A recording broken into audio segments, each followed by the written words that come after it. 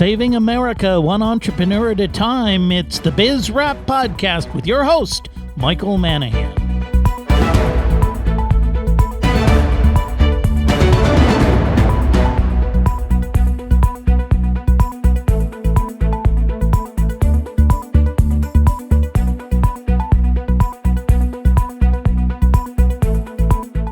The show that celebrates small business and entrepreneurs, it's Biz Rap Radio with your host, small businessman, educator, and author, Michael Manahan.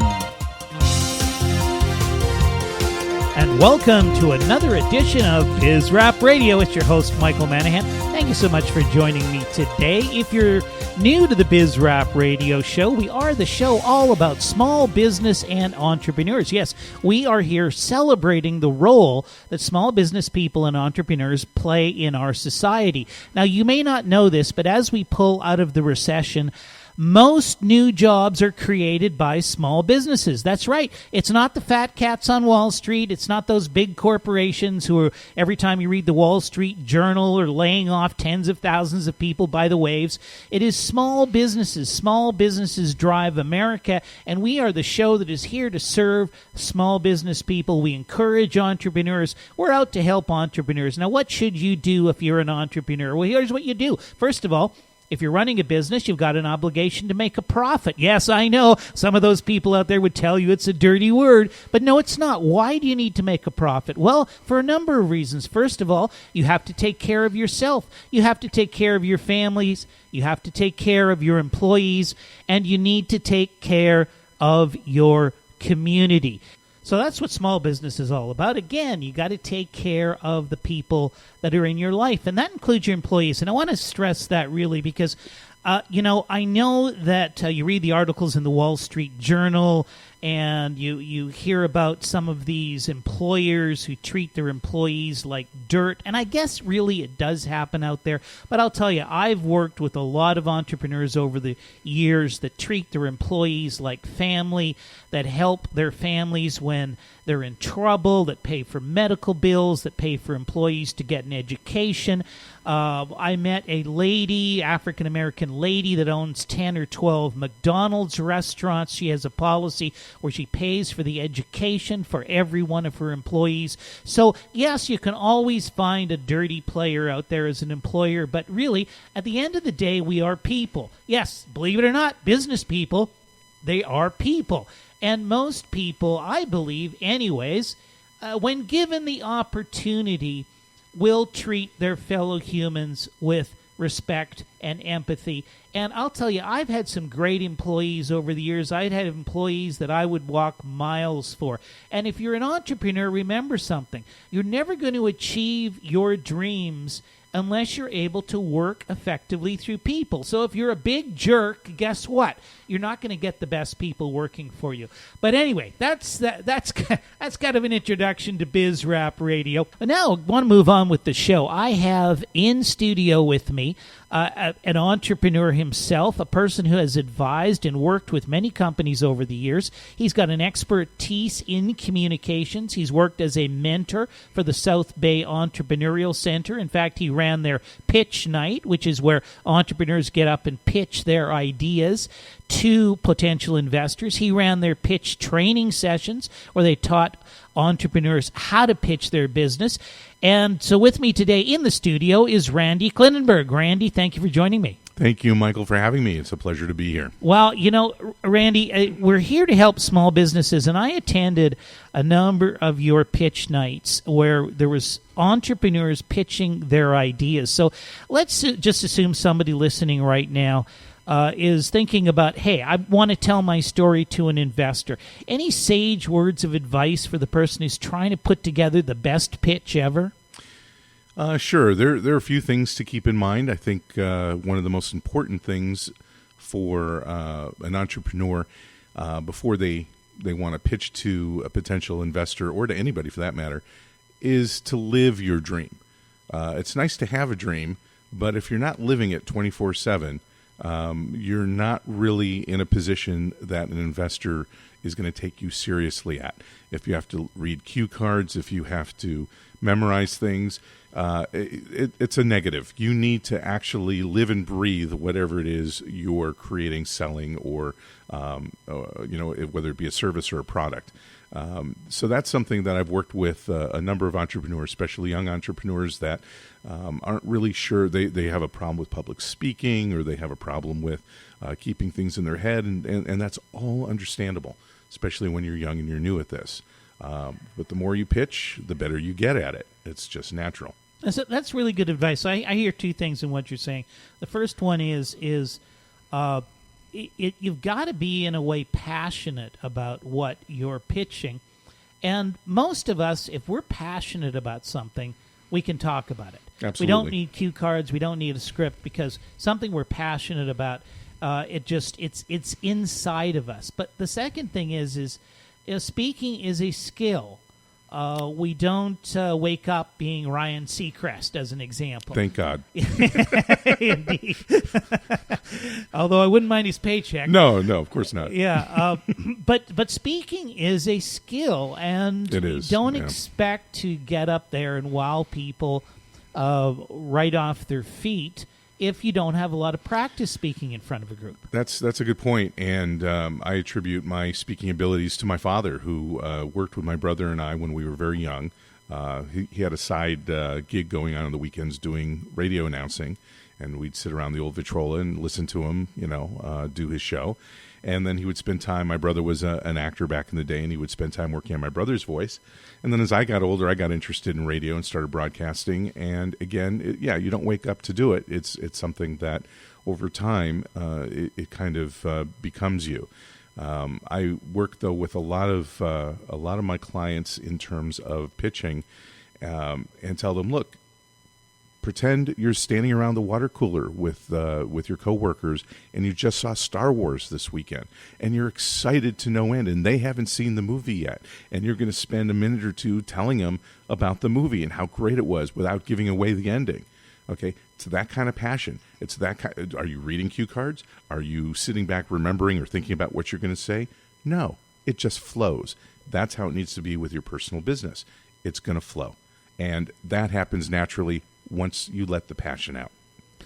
And that is such good advice. I used to teach a communications class at college, and one of the things I encouraged my students to do was to go on interviews, even if they weren't interested in the job. And they say, well, why would you bother going on an interview if you weren't interested in the job? Well, you go on the interview so you can develop your interview skills. Exactly. So you can get better and better at answering those questions that come across the table. Which brings me to a second point about pitching your deal. And, okay, the first part is you got to pitch your deal. You got to tell your story. What is it? What is your product? What is your business all about? How are you going to make money? And we could go through all the points about what you need to have in your effective pitch. But a lot of people give a pretty good pitch, and then they kind of get stuck when it comes to the Q&A session. Sure. They can't answer those questions. Sure. Well, one of the things that I've done working with clients, either independently or in a pitch workshop scenario, is, don't oversell your product or service.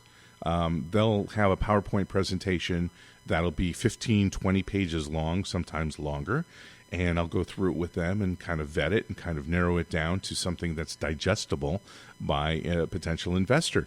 And if you give too much information up front, then you have nothing to talk about in Q&A. Plus, you're overwhelming them with information they don't need to hear initially.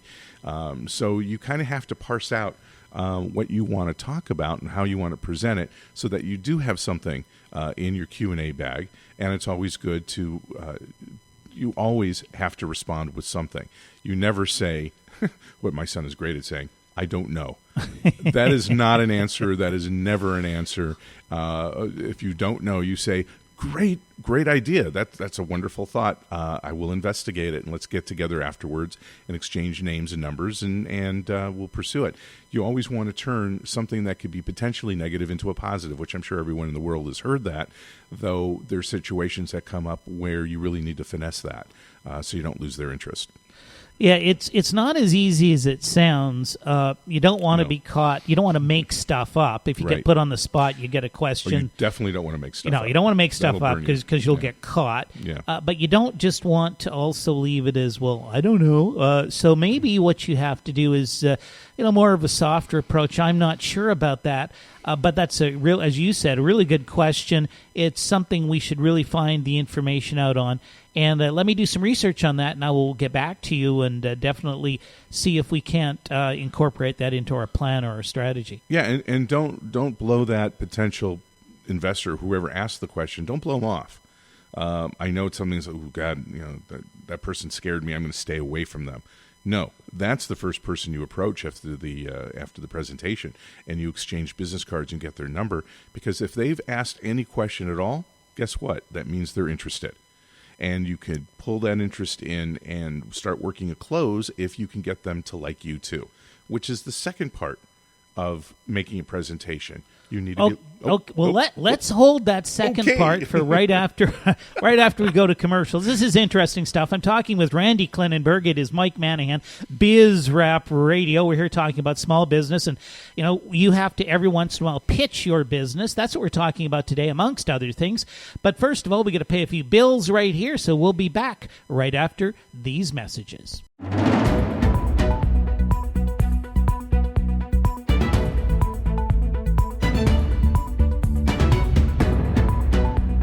And welcome back to Biz Rap Radio. It's your host, Michael Manahan. And I am in studio today with Randy Klinenberg. Randy is, I'd call him a communications expert. He's an entrepreneur, has been in the entertainment industry, and was a mentor with the South Bay Entrepreneurial Center. He taught the South Bay Entrepreneurial Center's pitch night. Or he coached companies that were presenting in their pitch night. And basically, again, Randy, thank you for joining me for the show. Thank you. My pleasure. And now, just so that people understand, what exactly is a pitch night? Well, it's an evening or a breakfast or any kind of an event where we've invited a number of investors, potential investors. There are a number of investment groups around the Southland. From Pasadena Angels to West Coast Angels and Santa Monica Orange Coast, they all have angel groups. And what an angel group is basically a number of individual people that either on their own or together in different clusters in the group will pool their money to invest in a business or service situation. And the range of money is somewhere in the $300,000 to maybe $3 million range, possibly even as high as $5 million. Whereas if you go to a VC, venture capitalist, now you're not talking about someone's individual money. Now you're talking about who knows where the money came from, really. It could be corporate money. It could be syndicate of corporate money, but you're basically dealing with a person that represents the organization. It is not necessarily their money that's in the pot. And we're talking of $3 to $5 million and up. Gotcha. So at a pitch night, potential investors gather around. Right. People who are the business owners, they get up and they present their story. Right. Obviously, their ability to present their story effectively is important. And before we went to the break, you were mentioning a couple of things. I think you were talking about likability. Well, yeah, talk about that a little bit. Yeah, one of the things we talked about before was passion in the first segment, and as well as public speaking. And then the reality is, you want the people listening to you when you are making a pitch or any presentation to like you. So you don't want to be stiff as a board. You don't want to be condescending to anybody that might ask a question. You want to be the term that's used in the industry is coachable. And that is that if somebody makes a suggestion, you're open to that suggestion. I have found over the years working with a number of artists and inventors that they are generally not coachable. They have their product or their idea, and they've thought it out through years and very thoroughly, and you can't touch it. You can't mess with it. And even if you suggest or recommend doing anything different, they don't want to talk to you anymore. They're So investors don't want to work with people like that. They want to work with people that are open to new ideas, open to making some minor changes that could help market and sell the product or the service, so that everybody's making money. That's really what it's all about at the end of the day. Most people that I've worked with, most artist types, aren't so much interested in making the money as they are about getting their art out there and being true to themselves, which I respect. I really do wholeheartedly, but you're going to die penniless.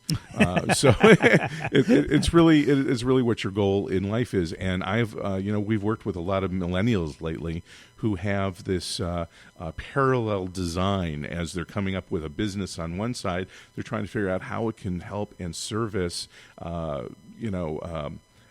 cause. Okay, and so, well, that's nice. That's really sweet. But let's make money first. Let's get your $10 million, $100 million in the bank. Then you can go out and help any cause you want all day long. And believe me, investors are not interested in what causes you have to help. They don't want to hear about it, and it's a huge turnoff. Yeah. So being coachable, being likable is key. Yeah, yeah. Well, that again, really excellent advice. And answering questions so important. Many questions will come at you as what I'm going to call it's a test. The investor is probably not so interested in what your answer is, but how you answer that question. Do you get defensive? Do you blabber on ridiculously? Do you try and justify your own position? By the way, if you're interested in learning how to do a better job of answering questions, you can get the book Secrets to Raising Capital by yours truly. Go to our website, bizrap.org. That's bizrap.org. I mean, you can buy the thing off Amazon.com. It's less than $20. But it really talks a lot about answering questions. And your pitch is one thing, but really the test of whether you're going to get funding or not is going to come down to how you answer those questions. And it's not easy, and just, I'll give you a couple of hints on things you should not do. First one is make sure you know what the question is. I have seen executives at big corporations asked a question by an investor and not answer the question. Sounds like a politician to me. Yeah. And I don't think they do it intentionally. I think they do it because they're not listening. They think they know what the person is going to ask, and so therefore they answer the question they are anticipating rather than really understanding the question that the person is asking. Yeah. And I'll give you an example. I was at an event, and the question that came up for the CEO of the company was, is your business cyclical? Now, what the person meant by that was, was their revenues higher at a certain time of the year? So, in other words, did they do most of their business at Christmas time, like a consumer products company might, or a retailer might, or did they do most of their business in the summertime? But the CEO really didn't understand the question, and he started to talk about industry trends and the fact that there was like a 7-year life cycle in the industry and all this sort of stuff. And I could see the look on the guy's face who asked the question. He said, "This guy's from outer space." So sure. You got to really understand the question that's being asked you. Yeah, and one of the things I always talk about, too, is don't walk over your sale. Don't walk over your close. Pay attention to the temperature in the room, what people are doing as you're speaking. If they're not paying attention, you might need to change your tone or get people involved in a Q&A situation while you're making a presentation, because the worst thing is when you're making a presentation, hearing crickets in the room. You want to get people excited. You want to get people interested in what you're talking about. They're there to see you. You've got a captive audience. Take advantage of it. Yeah, absolutely. I like that crickets in the room analogy. I was up with a client talking to, in this case, it was just one single investor. It was a small fund. You mentioned a fund, but this is kind of like one of those family funds. And the guy did everything he could to signal to my client that the meeting was over. He'd folded up his book. He'd put his phone in his pocket. He'd put his pen in his shirt pocket. He kind of moved his chair back from the table. And my client just kept talking and talking. I'm literally kicking him under the table. Shut up, for God's sakes. Yeah. And he just could not get the idea that the meeting was finished, and he was now imposing on the gentleman who had graciously agreed to listen to the story But you got to be able to read the audience and the people you're talking to. Pick up on body language. Absolutely. And in psychology terms, that's called having a sense of otherness. You kind of have to know what the other person's thinking while you're talking. Are they present? Are they actively listening and actively engaged in the conversation? Are you actively listening and engaged in the conversation, or are you in robotics mode where you're just yakking away because you got to get this off your chest and you aren't paying any attention to what anyone's doing in terms of listening to you, which is real scary. And I see a lot of people do that because they don't know any other way to do it. Yeah.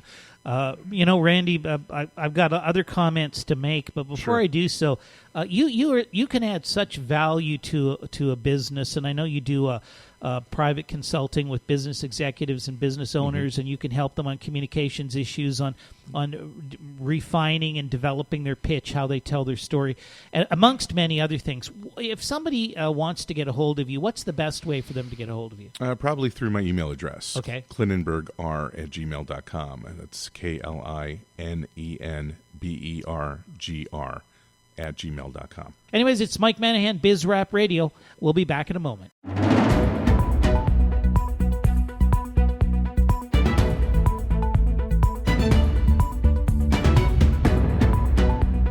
And welcome back to Biz Rap Radio. It's your host, Michael Manahan. Thank you for joining us today. If you just joined us, this is Biz Rap Radio. We are the show all about small business and entrepreneurs. And today I've got in studio with me Randy Klinenberg. Randy is a communications expert, helps companies with pitching their deals, coaches executives on how to better not only tell the company's story, but answer questions from the audience when those questions are asked. And Randy, again, thanks for being with us today. Thank you, Michael. My pleasure. So, one of the things that I wanted to mention that we, talked or that you brought up at the top of the show about people having dreams and aspirations to get out and start a business. It's a wonderful concept to do. Our nation is certainly founded on that and will grow because of that. Though the reality of it is that it's not easy, and not everybody is meant to be an entrepreneur. I personally am a serial entrepreneur. I was born personally wanting to always do my own thing, from babysitting to a paper route to selling lemonade, down the corner at a construction site, because I knew that, when I was 5 years old. I mean, no one taught me how to do that. I've had people I've worked with before that firmly believe that you can teach entrepreneurship. I totally disagree. I think you can teach the skills, which are basically accounting skills and presentation skills. But whether you want to be an entrepreneur or not is in your gut, is in your soul. It's something that you want to do. Like you want to be a singer or a dancer or an actor. These skills are in your gut, or they're not.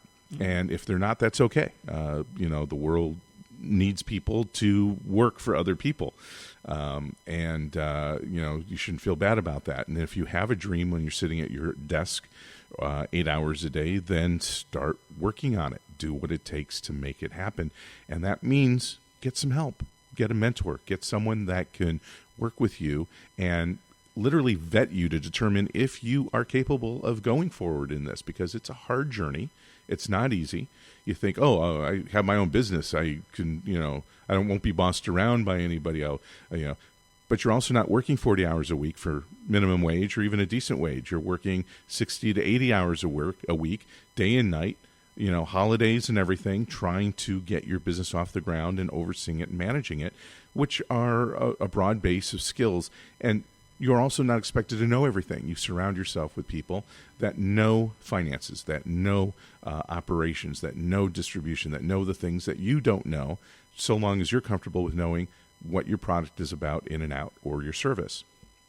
Hey, let's talk about that, because sacrifice is important. There's entrepreneurs out there who started a business, and whether they raised the capital or put their own capital, or there was a business they developed in their garage and started with sweat equity, and the business just took off. It just, the day they launched it, the customers were lined up around the corner, the money was flowing in, the conveyor belt was going, out their front door, down the street to the bank and into the vault.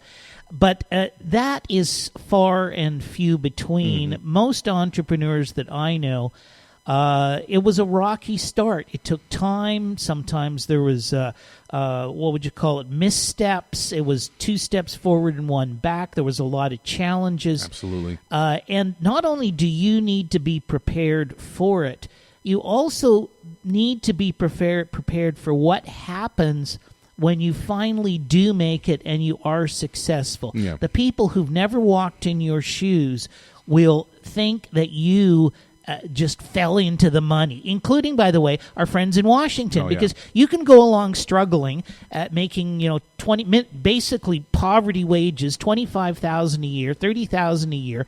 You're not, you're putting everything you can into your business. You're working 7 days a week. You're working 12 hours a day. And finally, after 5-6 years, you make it. And you make $500,000, and then Uncle Sam takes 50% of it. They weren't right next to you while you were sweating your butt off doing all that work. But that's the way the world works. You got to be prepared for that. When you're successful, there are people who will look at you and think, "Oh, well, why he got lucky, or why did he deserve that? Why can't he have that?" Well, the reason is because you were busting your butt while they were sitting back watching reruns of Mr. Ed. Or some other crappy show. Hey, I like Mr. Ed, man. Don't bag on Mr. Ed. No, that's very true. It's a commitment that you really need to understand before you go forward and make it. A lot of people at the end of the day are happy getting that weekly paycheck, happy getting that insurance covered for yourself and your family, and doing the 9 to 5. You'll complain and bitch and moan about it all day long about the grind, but hey. You come home to your family, you have dinner, you have a nice time, you have a relaxed environment, and you don't have to think about the business anymore. If you're an entrepreneur, that switch never goes off. Yeah. And if you can't handle that, then you shouldn't be an entrepreneur, and there's nothing wrong with that. Yeah, absolutely. No, you're right. We need worker bees. Yeah. And there is, and part of it's about risk. Part of it. The whole thing is about risk. Well, that's true. And there's different kinds of risk. One is financial risk. You might have to put up your own capital. You could lose it as an entrepreneur. Sure. One is social risk. You might, if you fail, there might be people who look down on you. Well, you tried a business and you failed. You didn't make it. Socially, too, you're not going to have time to go to all these parties and go out to dinner and lunch with your friends like you used to. It's nose to the grindstone 24/7, I'm afraid to say. That's true. And, of course, one of the saddest things that we do sometimes see is that entrepreneurs, while they're making it and trying to build their businesses, do ignore their families. Yes. That's why I think it's so good, and I love the family business. Oh, me too. Those are nice. I don't want to bring politics into this discussion, but, was watching the Republican National Convention, and no, Randy, you're not a big fan of the Trumper, but whatever the case, what I did like about the situation is Trump is up there with his family, and clearly he was a person who got the family involved in the business. And I think one of the saddest things we see in America is you see that guy who's got that successful business. Maybe it's a machine shop, maybe it's a printing business, I don't know, maybe a distribution company. He makes all of this money. He takes it, he sends his kids to Berkeley or wherever they go, and then the kids become attorneys, and they become engineers, and they become doctors, and they don't want anything to do with the family business. I love going to Europe where you come across a little hotel, and you find out that hotel has been in the family for 150 years. Yeah, that's really cool. Or that little restaurant, same thing. Sure. And here in America, we have this thing where we get the kids out of the family business, they become professionals, and then the business ends up either being shut down or liquidated, or it gets sold off to some conglomerate that goes around acquiring businesses. I really, really love the idea of keeping the business in the family. And there was a thing on 60 Minutes a few weeks ago. I don't know if you saw it. It was about one of the oldest wineries in Italy that's been going for 500 years. And apparently the old man didn't have any sons. So he just had 2 daughters. He said, my daughters would never be interested in running the wine business. So he sold it off to one of those big liquor companies. And everything was a complete disaster. He wasn't happy. The liquor company wasn't happy. And he triggered a provision to buy the thing back, and he put his 2 daughters in charge. The business is doing better than it's ever done. The daughters just love it. And so my advice is, if you're an entrepreneur out there, you've already been successful, even if you're just starting out, get your family involved in the business. Yeah, my son has always been, he's only 15 now, but he's always been asking, Dad, what do you do? What can I do to help? Are you going to set up something or do something that I can grow into and run with you? And so that's kind of neat, because I don't know that too many fathers, ever hear that from their kid. I was always interested in what my dad did, but he was in the printing trade and wasn't very happy about that. He was a journalist initially and did radio, but he earned his money working in the printing trade. And when I went down to the shop with him, he was more embarrassed than anything. Wow. And I didn't think there was anything to be embarrassed about. I thought it was it was cool. Uh-huh. And I remember taking print shop in school, which of course I don't do anymore. But and he was like worried that I was going to be a printer. I said, why would that worry you, Dad? I mean, that would be so cool. Klinenberg and Sons. I mean, that always seemed cool to me. So when my son talks about it with me, it's like, yeah, okay, we'll see what we can pull out of the hat and make happen. And when I told him all the things I'm working on the other day, because he had no idea what I'm doing nowadays, his jaw dropped. He had no idea. He said, wow, you got your hand in a lot of pies. I said, I always do. Okay, Randy, we're coming up on a commercial break. Once again, what's your email address if people want to contact you? Klinenbergr@gmail.com, and that's KLINENBERGR at gmail.com. Okay, and this is Mike Manahan, your host, Biz Rap Radio, and we're going to be back with more.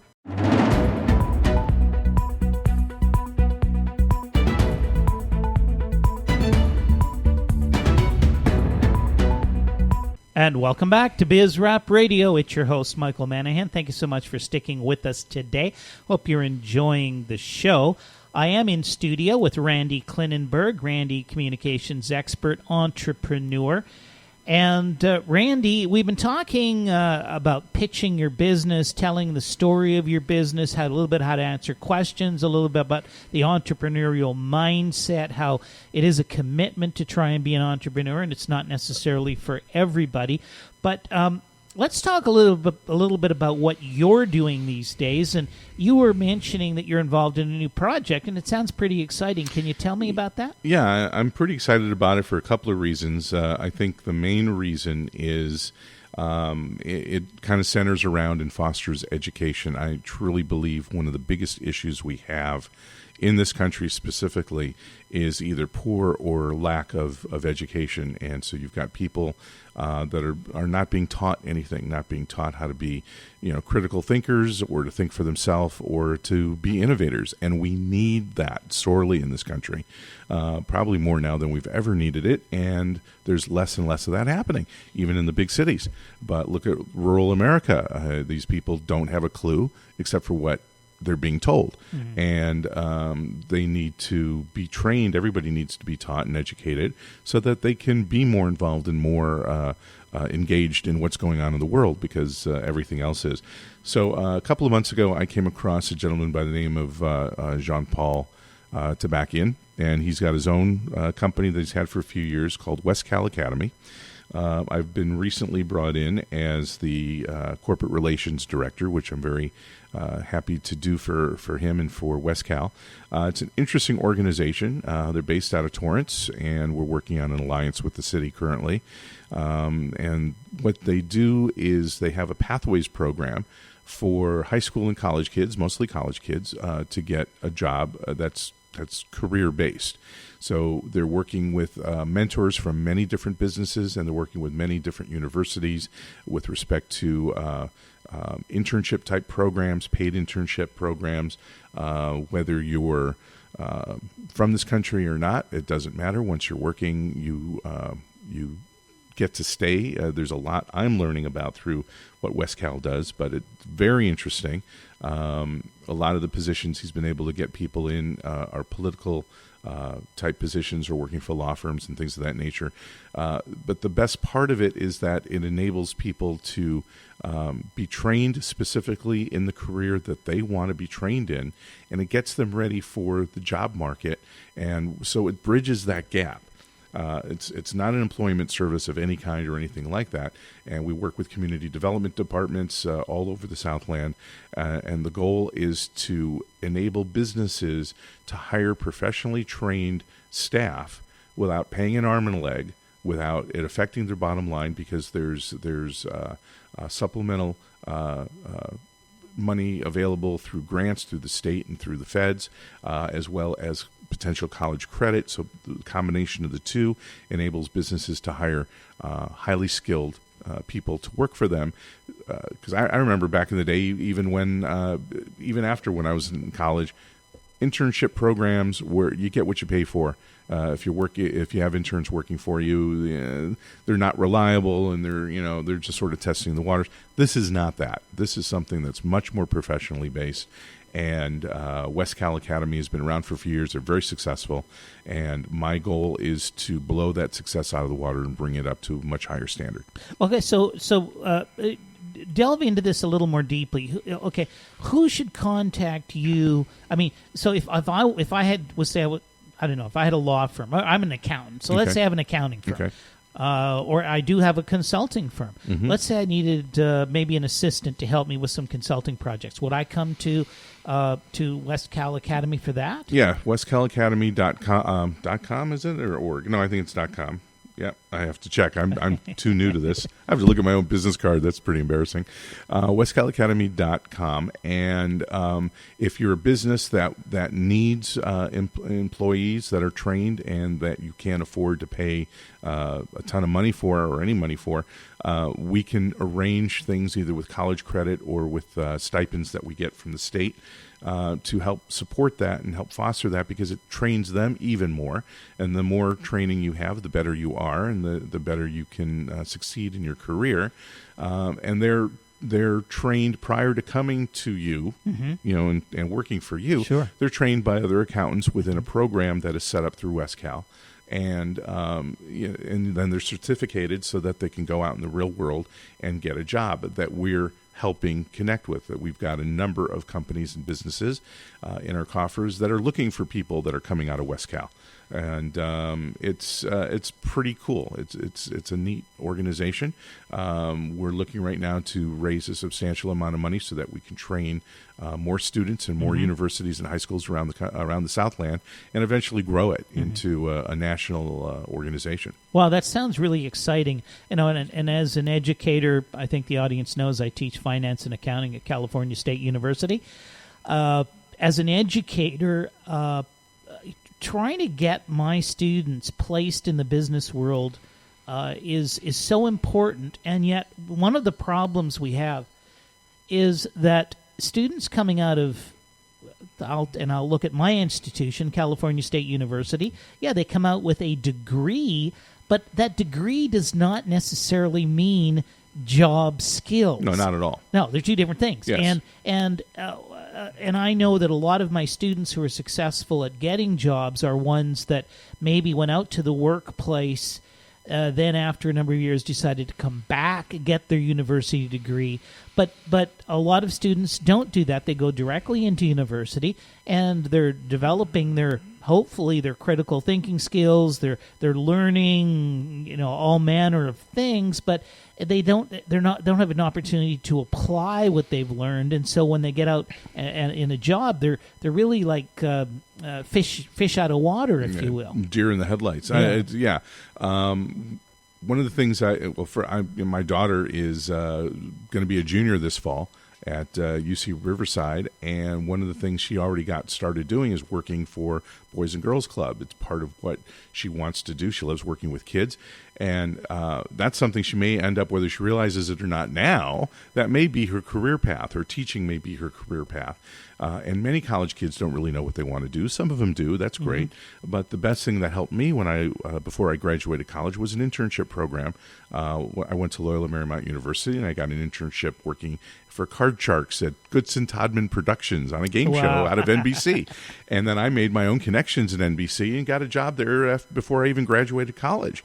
But the internship program in general is crucial if you really want to get a job in your career, because 9 times out of 10, and this goes back to likability, if they like you, they will find a job for you. It happens. It's amazing how that works, isn't it? Yeah. Oh, we don't have any jobs here.